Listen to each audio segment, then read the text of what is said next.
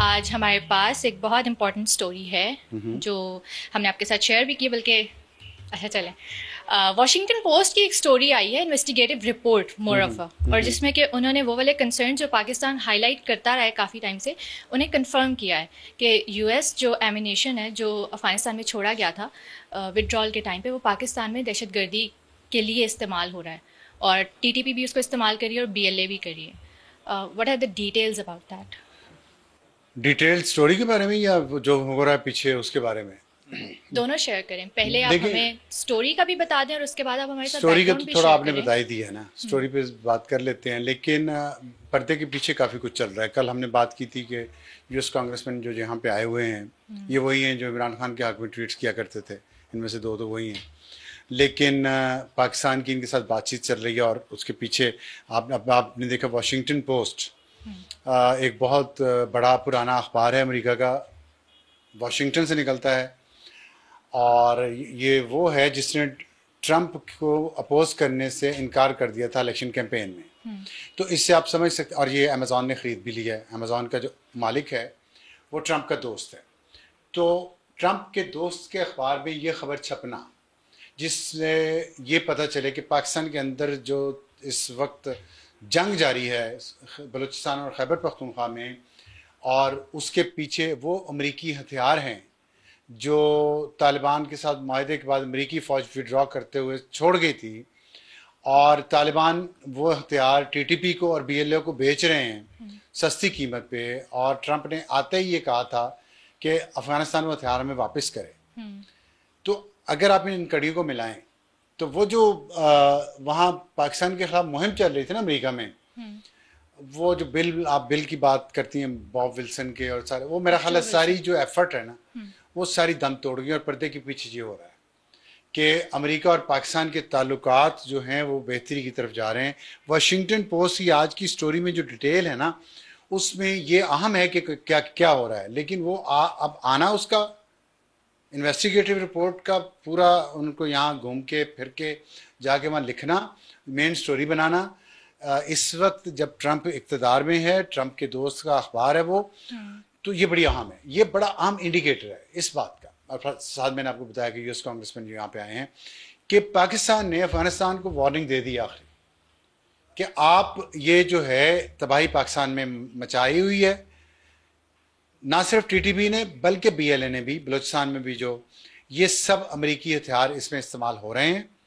और इस स्टोरी के ज़रिए हमें पता चला है कि जाहिर है पाकिस्तानी तो ब्राउन है ना, हमें तो ये इन्फॉर्मेशन तक एक्सेस नहीं होती, गोरे को मिल जाती है। गोरा खुशकिस्मत है, गोरे ने इस मुल्क पे राज किया है और तो गोरे को मिल जाती है, हर दौर में मिलती है उसको एक्सेस इन्फॉर्मेशन तक। हमें नहीं मिलती, हमें झूठी इन्फॉर्मेशन मिलती। चले हम उसी को आवाम तक तो पहुंचाते हैं। तो उस इंफॉर्मेशन में ये बताया गया है कि उनको हथियार दिखाए, गोरे जर्नलिस्टों को हथियार दिखाए गए हैं जो दहशत गर्दों से पकड़े गए हैं, जो बीएलए से पकड़े गए हैं, जाफर एक्सप्रेस पे जिन्होंने हमला किया, जो टीटीपी से पकड़े गए हैं। अच्छा, मज़े की बात यह है कि हर हथियार पे एक सीरियल नंबर होता है और वो सीरियल नंबर इन जर्नलिस्टों को दिए गए, गोरे जर्नलिस्टों को। और इन्होंने एक अच्छा काम ये किया है वाशिंगटन पोस्ट के, इन्होंने कि ये वापस अमेरिका गए हैं और वहाँ का जो फ्रीडम ऑफ इंफॉर्मेशन एक्ट है, पाकिस्तान में भी एक ऐसा है जिसके तहत कभी कुछ नहीं मिलता, जिसके तहत कहीं आपने भी एक दो दफ़ा अप्लाई किया है, आपको कुछ मिला सिवाय तसल्ली के। लेकिन अमेरिका में कम से कम निज़ाम अब तबाह भी हो रहा है, अगर ट्रंप ख़राब भी कर रहा है फिर भी वहाँ निज़ाम काम कर रहा है। उन्होंने फ्रीडम ऑफ इंफॉर्मेशन एक्ट के जरिए पेंटागन से उस सीरियल नंबर्स लिए, लिस्ट ली जो हथियार अफगानिस्तान में अमेरिका छोड़ के गया है, और उस जो हथियार पाकिस्तान की फौज ने उनको दिखाए हैं रिपोर्टर्स को, सीरियल नंबर उसके मैच किए। उन्होंने खुद इंडिपेंडेंट वेरिफिकेशन की है जर्नलिस्टों ने। This is called investigative reporting. ये इमरान रियाज की तरह नहीं है कि रातब आपको बर्तन में डाल के दे दिया गया और आप उस रातब को लपालप करके खा गए और फिर बाद में कहा हमें तो रातब देते थे आप, अब आप हमें रातब देना बंद कर गए। ये जर्नलिज्म नहीं होती जो इमरान रियाज खान और ये मोहित पीरजादा और वजाहत खान ठेके लेके ISPR के करते रहे ना, ये जर्नलिज्म नहीं होती कि आपको दिया रातब आप खा गए। उन्होंने रातब उनको भी मिला, गोरे को भी, लेकिन गोरे ने उसको वेरीफाई किया, इसलिए ऑथेंटिसिटी इस न्यूज़ की बहुत है। और इससे ये बात साबित हो गई है जो हम पाकिस्तान हमेशा कहता रहा है। और पाकिस्तान ने ये इस मसले को इतना सीरियसली लिया है कि मैं आपको बता रहा हूँ कि मार्क रूबियो से जो मार्को रूबियो जो अमेरिका के वज़ीर ख़ारजा हैं, उनसे पिछले हफ्ते पाकिस्तान के वज़ीर ख़ारजा डिप्टी प्राइम मिनिस्टर इसहाक डार की टेलीफोन पे बातचीत हुई है। और उसमें सबसे अहम मसला ये अमेरिकी असले के बारे में बात हुई है जो वहाँ पे छोड़ के गया है और जिसकी वजह से पाकिस्तान में तबाही मची हुई है इस वक्त। अच्छा। और कल भी आपने देखा 6 हमले हुए हैं मुख्तलिफ जगहों पे, इन सब में ये असलहा इस्तेमाल हो रहा है। और ये इतना जदीद असलहा है, मसलन ये जो M4A1 कार्बाइन है, ये अमेरिकन मैन्युफैक्चरर कोल्ट की है। और इसके साथ US असॉल्ट राइफल्स रिकवर हुई हैं दहशतगर्दों से, मशीन गन्स उनसे मिली हैं, मशीन गन्स और नाइट विजन गॉगल्स। अब नाइट विजन गॉगल्स जो हैं, इसकी एक की कीमत $2000 अमेरिकी डॉलर है। और ये पाकिस्तान की लोकल मार्केट में कितने का मिल रहा है? $300 के अराउंड। $300 का, ठीक है। अब आप देखें, और ये दरा आदम खेल में मिल रहा है। तो ये इतना असला वहां पे आया। और ये भी साबित हो चुका है कि अफगान तालिबान के जो लीडर हैं, जो इस्लाम के नाम पे सिर्फ पाकिस्तान पे हमला करते हैं, और पाकिस्तान जो इस्लामी मुल्क है इसके मफादात पे हमला करते हैं और अमेरिका से पैसे ले रहे हैं, वो ये अमेरिकी असलहा बेच रहे हैं ताकि पाकिस्तान में बेगुनाह शहरियों पे हमला हो, पाकिस्तान में बेगुनाह शहरी मारे जाएं, बेगुनाह लोग मारे जाएं और यहाँ दहशत गर्दी का राज हो। ना इंडियन मफादात को ये नुकसान पहुँचा सकते हैं, ना अमेरिकी मफादात को नुकसान पहुँचा सकते हैं, ये भी और बलोच भी। बलोच नेशनलिस्ट आर्मी हो या बलोच लिबरेशन आर्मी हो, उन सब ने कहा है कि चीन टारगेट है, चीनी शहरी टारगेट हैं या पाकिस्तानी फौज के लोग टारगेट हैं। यही कहा है ना। बलूचिस्तान में अमेरिकी फर्म्स भी काम कर रही हैं। आपने कभी सुना किसी अमेरिकी पे हमला हुआ बलूचिस्तान में या खैबर पख्तूनख्वा में, या खैबर पख्तूनख्वा में PTI के किसी बंदे पे हमला? लग रहे किसी पे भी ना हो। ये नहीं कह रहा कि आप उन पे हों, मैं कह रहा हूँ लेकिन टारगेट उनके वाजे हैं दोनों तरफ के, और पीछे अमेरिकी असलहा है।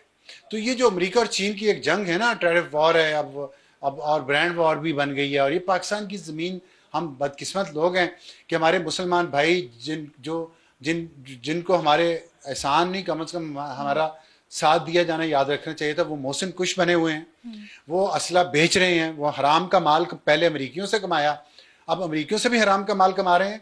और असला जो उनके पास है वो TTP को और BLA को बेच रहे हैं, हराम मजीद कमा रहे हैं।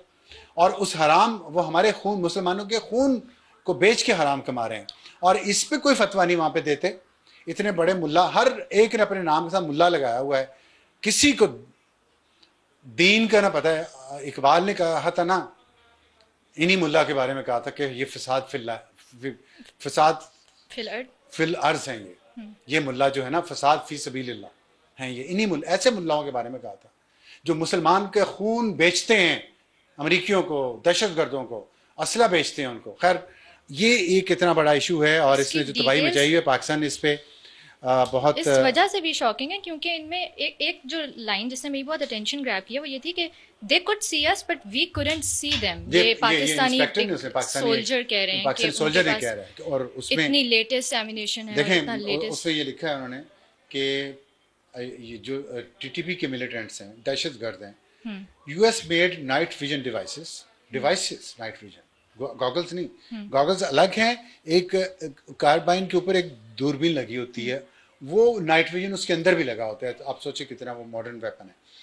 M4 force with thermal optics and rifle mounted infrared lasers. ये क्या चीज़ है? ये इंसान या जानवर जो मूव कर रहा हो, उसमें से थर्मल जो उसकी एनर्जी नहीं, एक गरमाइश कह लें आप, हाँ वेव्स कह लें, इंसानी जिस्म में से, तो वो इतनी दूर से उसको जज कर लेती है और फिर वो अल्ट्रारेड रेड्स के जरिए टारगेट करके तो आप उसको, तो ये वेपन्स हैं। और ये उन्होंने ड्रोन पे भी लगा लिए हैं BLA ने और BNP ने, BNP कह रहा हूँ सॉरी, BNA ने, तो ये और TTP ने भी। तो आप सोचिए ये ड्रोन्स और ये night vision devices, M4, thermal optics, rifle mounted infrared lasers, ये पाकिस्तान की पुलिस या लेविस के पास तो नहीं है, फौज के पास शायद हो, लेकिन हमारे पास भी उतने नहीं है। फिर हमारे पास ऑप्शंस क्या हैं इस ऑप्शन ये है कि fight हमने करने अफगानिस्तान को कह दिया पाकिस्तान ने enough is enough.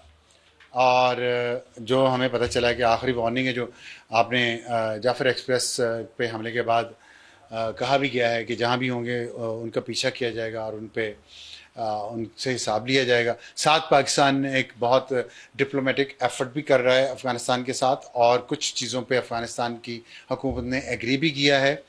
Afghan refugees 8,61,000 Afghan refugees United Nations की जो रिपोर्ट है उसके मुताबिक वापस जा चुके हैं जो इलीगल थे, और अब वो वापस जाना शुरू हो गए फर्स्ट अप्रैल से, जिनके पास अफ़गान नेशनल आइडेंटिटी कार्ड था।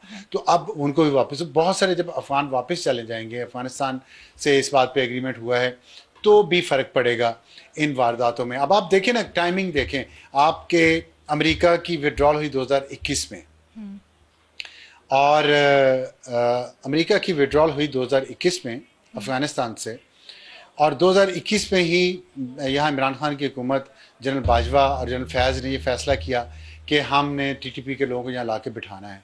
उस वक्त जब विड्रॉल हुई तब भी वहाँ असला छोड़ के गए, तब भी से वो असला अफ़गान तालिबान के कब्ज़े में आया, तब भी से वो असला पाकिस्तान की मार्केट्स में आना शुरू हुआ, यहाँ पे बिकना शुरू हुआ सस्ते दामों, और वो सारे टीटीपी के लोगों ने ख़रीदना शुरू किया, अपने आप को आम किया।